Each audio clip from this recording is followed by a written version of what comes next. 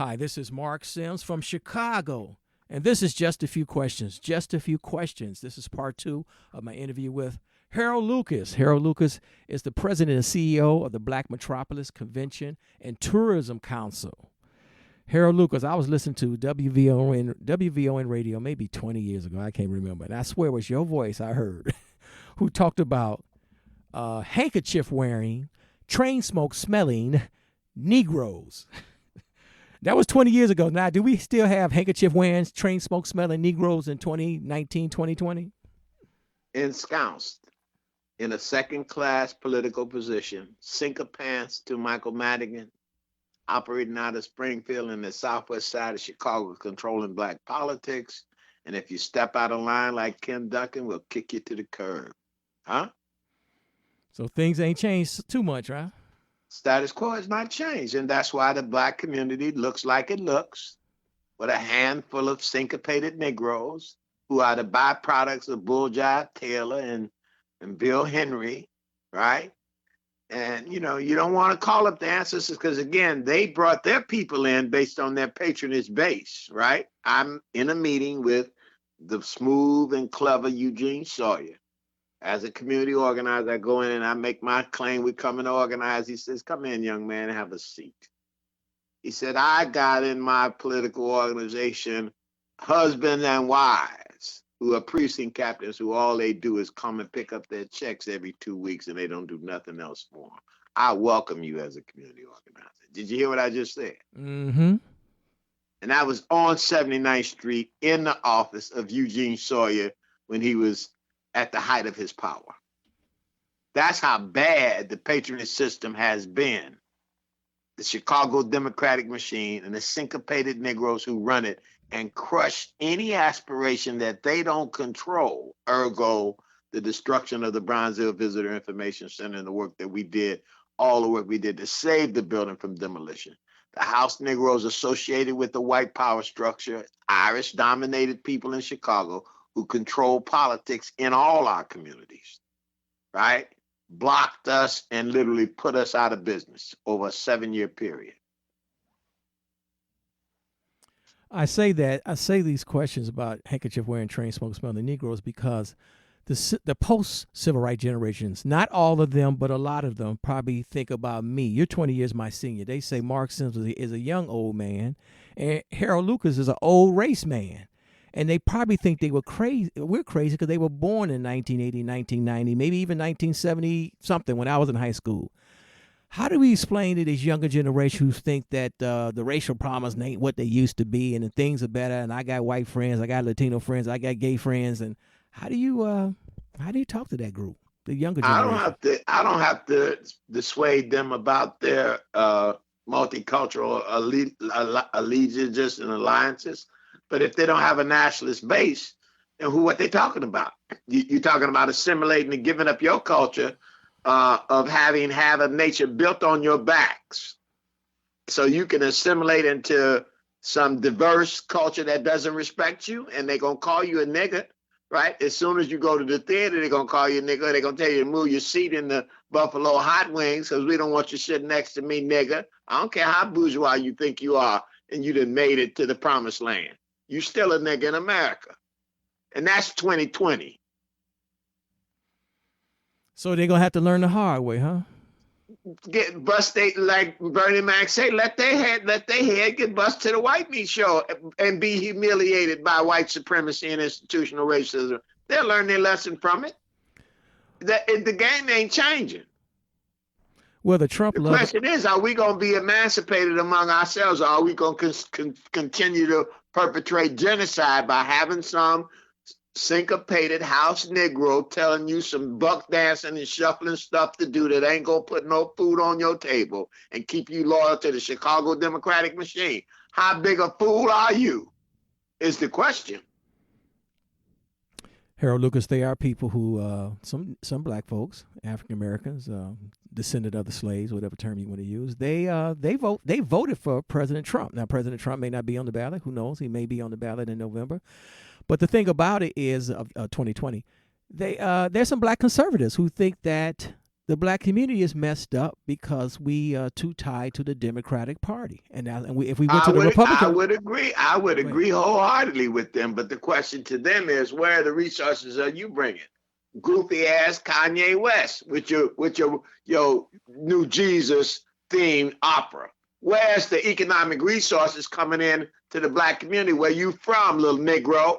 While you out here with your Armenian woman and making more money than Jay-Z. Where's your base, right? What you doing with the brother on 79th Street that saved the Regal Theater? He crazy to roll leathers too. But at least you can put some money there and get the boy $1 million and stop pontificating about giving him $1 million with your bipolar self.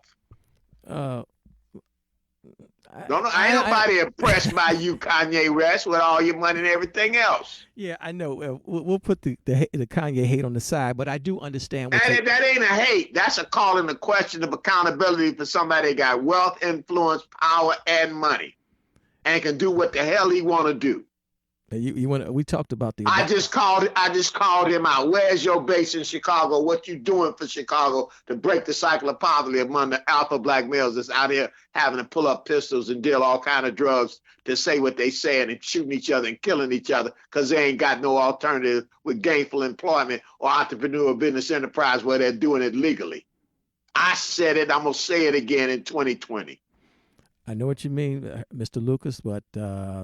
For every Kanye West, there's people like me who are somewhat complicit in the violence too. You know, I don't do what I should do. We all don't do what we should do to stop the violence and transform our communities. But I think a lot of folks feel like it's hopeless. It's hopeless. Let me say this. Let me say one more thing, and I'm gonna leave the Kanye West thing alone.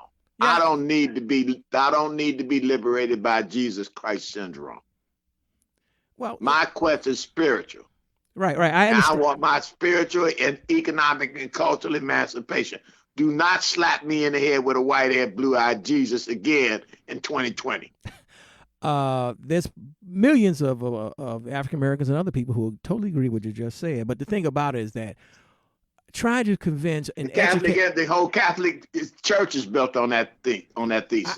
Where getting you now, good Catholics? Huh? I know, but trying to convince and they as they rebuild St. Clair without no black presence sitting on 64th and Woodlawn, where they held gang wars for 40 years under the Blackstone Rangers and Gangster Disciples. What we talking about? I agree with you, but you would also agree, Mr. Lucas.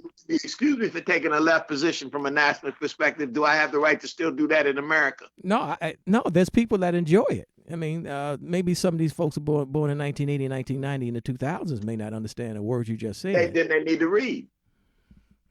The thing about, I'm calling in trying to talk to Al Sharpton, ask a question with Al Sharpton. I'm trying to give a clarification because somebody called on and gave an analogist that brought up Fred Hampton. I'm talking to his producer. I say Fred Hampton, and the producer say to me, who the hell is Fred Hampton? I immediately told him, and I'm going to hang up right now. You do a Google search on Fred Hampton, and hopefully at some point, it's better for me to make the point with you as his producer than to get on the air and make the point, right? Well, yeah, we should also tell the listeners. Who was Fred Hampton? Right. We all should look up Fred Hampton and Marc Clark. Just go Google it. Right. If you got no context of the protracted element of the struggle, and you want to get to 2020 and say, I got a diverse reality, and the hell with the history of what we've been through. I ain't got no conversation for your dizzy ass, no way.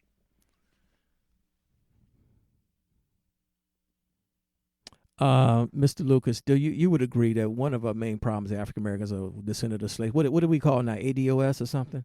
That we still arguing about who's black and how to be black. We're still arguing this. You know this? We got this really bad. You got paid operatives who are on both sides of the factions on it who are paid to keep the confusion going.